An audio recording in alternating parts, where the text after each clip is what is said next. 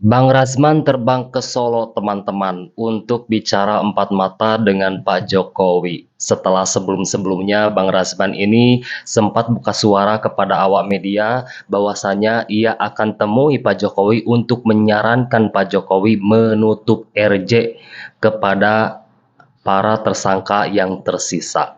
Nah, apakah perihal ini yang dibicarakan oleh Bang Rasman di kediaman Pak Jokowi? Jadi, yuk kita simak videonya. Boleh mengatakan dengan jujur ya, Roy, Tifa dan kawan-kawan udah takut. Makanya indikatornya gampang aja, respon yang kencang aja takut. Ternyata yang 5 lagi ya dugaan saya juga takut. Cuma caranya mungkin beda-beda. Apalagi kami dapat info masih ada satu lagi tuh yang mau RJ gitu. Ada satu lagi yang mau RJ yang 5 itu di luar RRT dulu. Di luar inilah, di luar Rustam. Di luar Rustam. Oke, ini memang katanya ada inisial AS ya. Apakah inisial AS inikah yang mengajukan RJ itu? Rustam kan sudah ngaku sudah 20 tapi canda ya. Ada yang 4 itu diantaranya kita dapat info ada yang sedang mengajukan atau mendekati untuk melakukan RJ. Masih ada. Tapi kenapa pernah dengar dan pernah ketemu Pak Jokowi kalau tidak ada RJ lagi selain yang RRT itu atau roti sendiri, Pak? Kalau kami sebetulnya minta jangan lagi ada RJ supaya cepat ada kepastian hukum. Saya kalau ada waktu ketemu Pak Jokowi mau nyampaikan itu, Pak. Wah, kalau ada waktu akan menyampaikan itu kepada Bapak Jokowi ya. Jadi mau ke Solo nih Bang Rasman ini. Udahlah Pak, nggak usah lagi terima RJ Pak. Nanti Bapak dikira mau ngobrol RJ. Wah, teman-teman, panik nggak tuh sekarang mereka? Kita lanjut lagi. Oke, nah ini ya Bang Rasman ternyata memang benar-benar ke rumah Bapak Jokowi ya. Sambil bawa berkas, Rasman Nasution masuk ke dalam rumah Jokowi, gelar pertemuan empat mata, teman-teman. Kita simak nih. Dalam dulu ya. Wah, setiap hari ya ada aja antrian nih di rumah Pak Jokowi.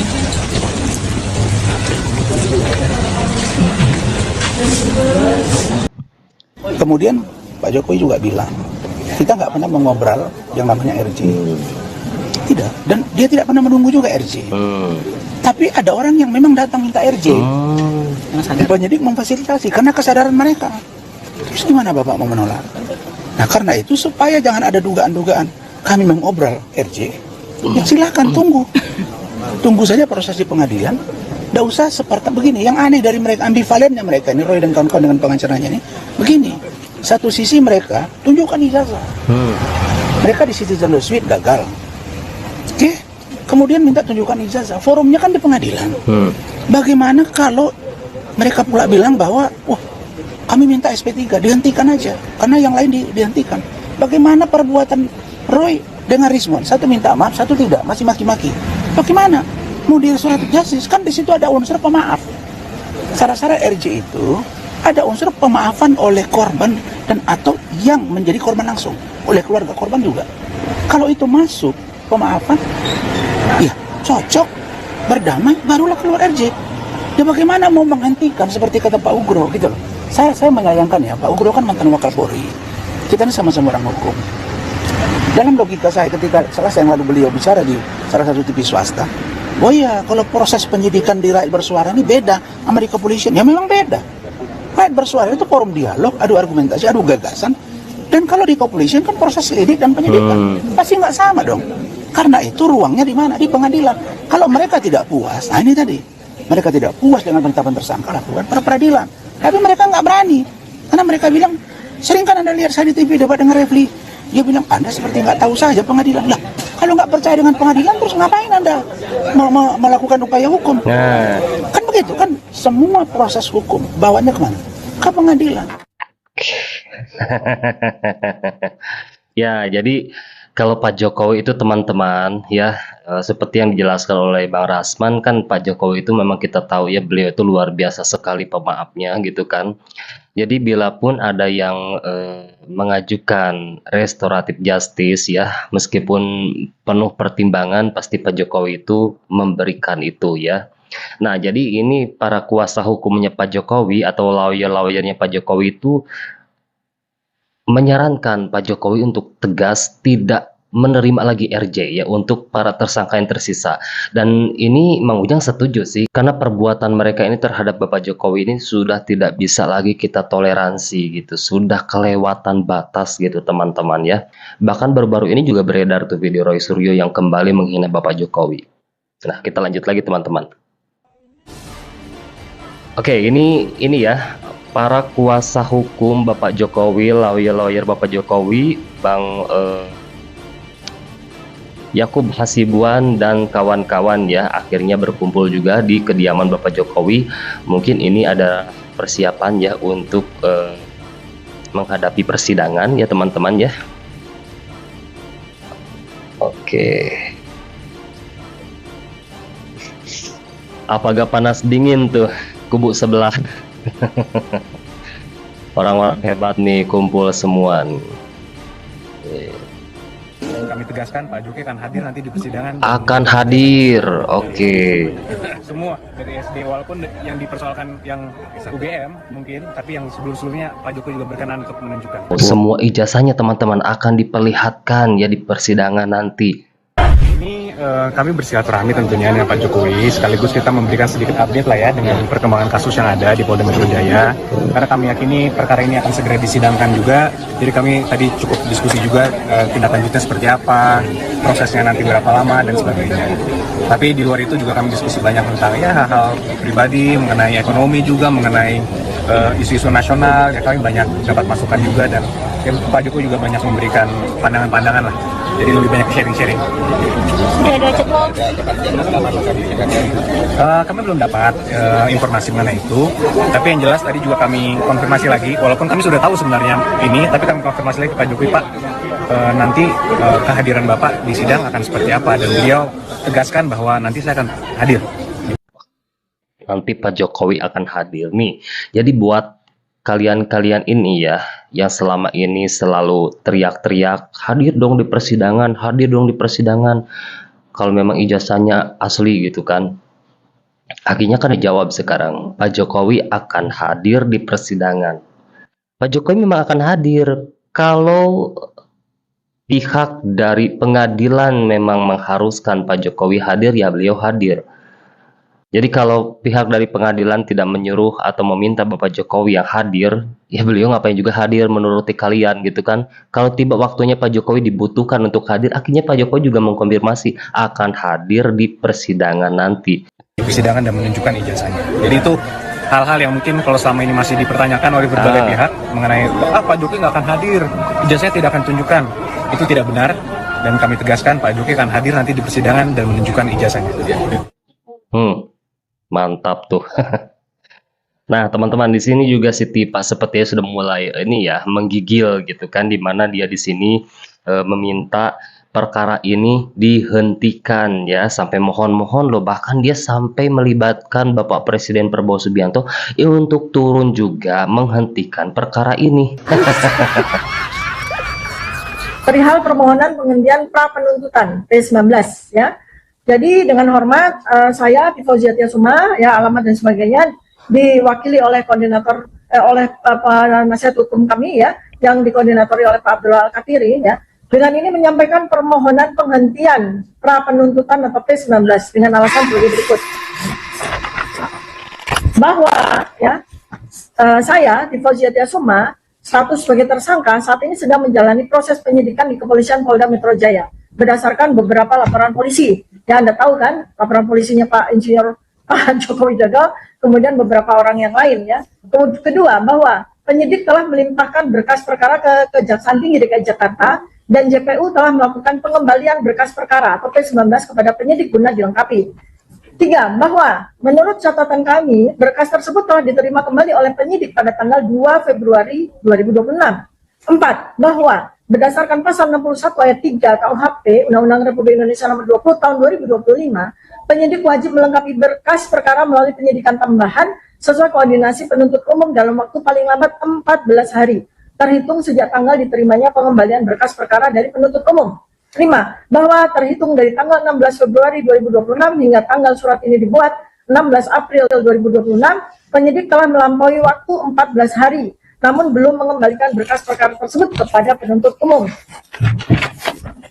Enam, bahwa keterlambatan ini merupakan bentuk ketidakpastian hukum dan kelalaian dalam memenuhi petunjuk jaksa penuntut umum. Berdasarkan alasan-alasan tersebut di atas, kami mohon kepada Bapak Kepala Kejaksaan Tinggi DKI Jakarta untuk menghentikan pra penuntutan perkara atas nama Tivo Ziatia Suma. Kocak ya si Tipa ini teman-teman. Jadi dia ini cari-cari alasan ya, mentang-mentang penyidik itu telat mengembalikan dokumen ke Kejaksaan Penuntut Umum ya, sehingga dia ini punya alasan untuk meminta perkara ini dihentikan. Masa sih orang yang teriak-teriak merasa benar itu sekarang malah melempem gitu, malah minta perkara ini dihentikan?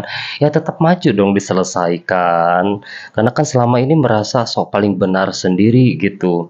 Jadi biar masyarakat itu juga tahu gitu kan, bukannya selama ini selalu bawa-bawa masyarakat, katanya ingin mencari kebenaran buat masyarakat, melakukan ini semua demi rakyat gitu.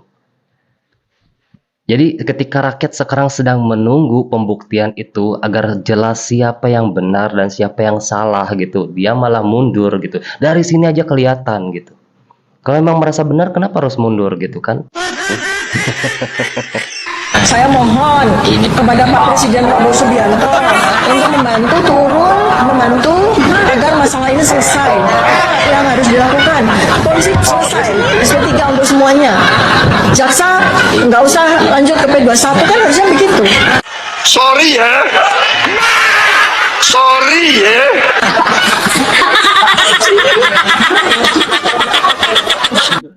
Tipa, ngaca kamu tuh siapa nyuruh-nyuruh presiden? Merasa jadi orang penting dia, bisa nyuruh-nyuruh presiden buat menghentikan perkara ini. Ngapain juga Bapak Prabowo turun tangan ya, ngurusin perihal ijazah gitu loh. Presiden ya sibuk kerja, ngurus negara gitu loh, bukan ngurusin perihal ijazah yang aduh parah sekali si Tipa ini. Nah ini juga ada video baru-baru ini yang beredar di mana Roy Suryo kembali menghina Bapak Jokowi dengan menunjukkan sebuah foto di mana Bapak Jokowi memakai baju kerajaan. Emang meneliti ijazah itu harus juga dengan menghina-hina gitu ya? Podcast di salah satu podcast ya, nanti tunggu aja podcast yang mana ya. Saya ditanya soal, karena ini ada hubungannya juga. Bagaimana jawaban, menurut Mas Roy, bagaimana jawaban seseorang yang menjawab Pak Yusuf Kalla dengan mengatakan, saya orang kampung kok gitu. Nah, kenapa saya harus jawab ini? Ya, karena menggunakan diksi orang kampung itu artinya kampung atau kampungan. Ya, itu ada bedanya. Kalau yang namanya kampungan itu yang ada di bawah ini loh. Nah, dan dia sok menjadi raja. Ya. Pernah mau pinjem, tadi saya sebutkan di podcast itu. Pernah mau pinjem baju dari raja beneran, untungnya nggak dikasih. Dan kemudian dia pinjem baju, untungnya salah bajunya. Ya. Jadi dia pakai baju raja bengis namanya Amangkurat. Kampungan apa? Karena dulu pernah di Istana Bogor membawa kodok. Nih kodok-kodoknya. Ini foto asli loh ya. Dan pemotretnya kebetulan saya kenal betul. Pemotretnya adalah juara 2 fotografer nasional tahun 90. Nih pemotretnya. Kebetulan juara 1-nya saya. Juara 2-nya jadi fotografer istana. Namanya Pak Agus Surono, ya. Jadi saya bisa benar-benar yakin karena saya juga sudah tanya, itu foto bener, Mas. Bener. Jadi dia motret waktu itu di Istana Bogor. Dan apa yang dilakukan waktu itu? Ya inilah pencitraan luar biasa hebat ya. Ya kalau orang mengatakan, oh dulu itu kampung, bukan. Ketimbang dia ini menyampaikan temuan-temuannya perihal ijazah Pak Jokowi gitu kan, kalau memang dia ini benar-benar peneliti ya, dia lebih banyak menghinanya gitu dibanding menyampaikan hasil-hasil penelitiannya, karena ini tidak ada relevannya gitu. Makanya nih dia ini nggak layak mendapatkan RJ, bila pun dia mengajukan tidak layak diberikan. Setuju nggak teman-teman? Nah ini juga ada video konferensi pers dari Ibu Kurnia. Secara tidak sadar ternyata ucapan adalah doa ya teman-teman, dimana dulu itu kan Ibu Kurnia menangisi Rismond karena Rismond itu tidak jadi ditahan. Dan sekarang Ibu Kurnia ini harus menangisi Rismon sepanjang hidupnya. Karena Rismon ini benar-benar tidak ditahan, teman-teman. Iya kan? Sudah terbebas dari perkara ini kan?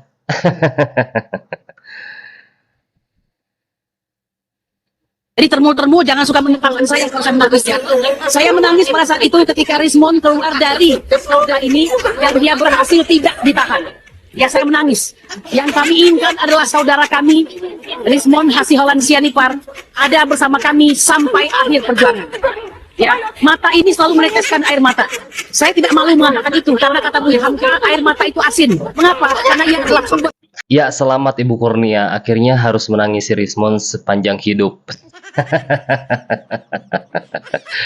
Kalau dulu Rismon ditangisi karena tidak jadi ditahan ya buat sementara. Kalau sekarang beneran nggak ditahan Rismonnya gitu. Udah terbebas dari perkara malah. Nah teman-teman, jadi apakah saran dari Bang Rasman ini disetujuikah oleh Bapak Jokowi? Karena tadi secara dari narasi Bang Rasman setelah bertemu dengan Pak Jokowi tidak disampaikan secara eksplisit ya. Tapi intinya Bang Rasman ini mengusulkan Bapak Jokowi untuk menutup RJ ya, meskipun dari pihak mereka katanya tidak ada mengobral RJ ya, tidak ada tidak ada tawaran untuk para tersangka ini melakukan RJ gitu ya, tapi memang masih ada katanya yang sampai sekarang mengajukan RJ kepada Bapak Jokowi ya teman-teman. Jadi harapan lawyer-lawyernya Bapak Jokowi ini ditutup saja gitu, meskipun ada yang meminta atau ada yang mengajukan. Ya bagus sih, karena ini untuk contoh ke depan juga gitu ya. Jangan sampai nanti ada perkara-perkara yang serupa seperti ini bisa diselesaikan dengan RJ gitu. Gak bisa dong ya teman-teman. Nah mungkin segitu saja video kali ini. Terima kasih sudah menyimak. Semoga videonya bermanfaat. Saya Ujang Sarip dari YouTuber Nusantara. Mohon pamit. Sampai jumpa lagi di next video.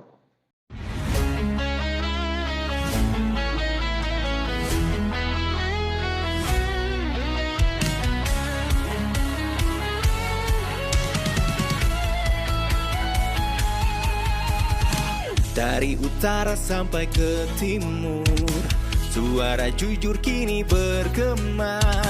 Bukan cuma cari viewers, tapi kebenaran yang utama. Melawan hoax dengan fakta, cerdaskan bangsa kan menjadi nyata. Satu nusa, satu bangsa, bersatu lawan penjajah logika.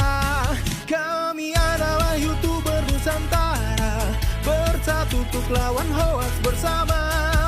Tak gentar terus berkabar untuk bangsa demi masa depan Indonesia. Kibarkan semangat, ayo maju, tapaki jalanmu dengan ilmu. Nyatakan ke semua media, kebenaran selalu juaranya. Runtuhkan narasi penuh benci, hujat fitnah bertebaran, hancurkan negeri. Bersatu kita semakin teguh, YouTuber Nusantara maju. Bukan sensasi, bukan tipu daya, kami berdiri dengan berita nyata. Rakyat butuh cahaya, dan kamilah yang utama. Kami adalah YouTuber Nusantara, bersatu untuk lawan hoax bersama. Tak gentar terus berkabar untuk bangsa demi masa depan Indonesia. Bersama rakyat kita kuat, taring dulu sebelum sebar. Cinta damai benci hoax, kami YouTuber cinta Indonesia.